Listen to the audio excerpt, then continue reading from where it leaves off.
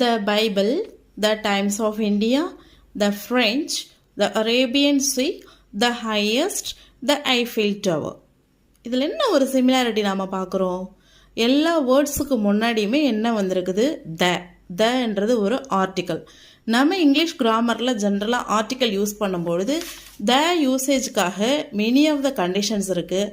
அதில் some of the conditions வந்து நாம் இதில் பார்க்கலாம். அதாவது என்னென்னா, ஹோலி புக்ஸோட நேமுக்கு முன்னாடி த யூஸ் பண்ணணும், ஃபேமஸ் பில்டிங்ஸுக்கு முன்னாடி த யூஸ் பண்ணணும், நியூஸ் பேப்பர்ஸ் நேம்ஸுக்கு முன்னாடி த யூஸ் பண்ணணும், அதே மாதிரி வாட்டர் பாடிஸ் நேம்ஸுக்கு முன்னாடி த அப்ளை பண்ணணும், நேஷ்னாலிட்டிக்கு முன்னாடி த அப்ளை பண்ணணும், சூப்பர்லேட்டிவ்ஸ்க்கு முன்னாடி த அப்ளை பண்ணணும். இதெல்லாம் சம் ஆஃப் த கண்டிஷன்ஸ் தான். இன்னும் நிறைய கண்டிஷன்ஸ் இருக்குது இந்த த யூசேஜுக்கு.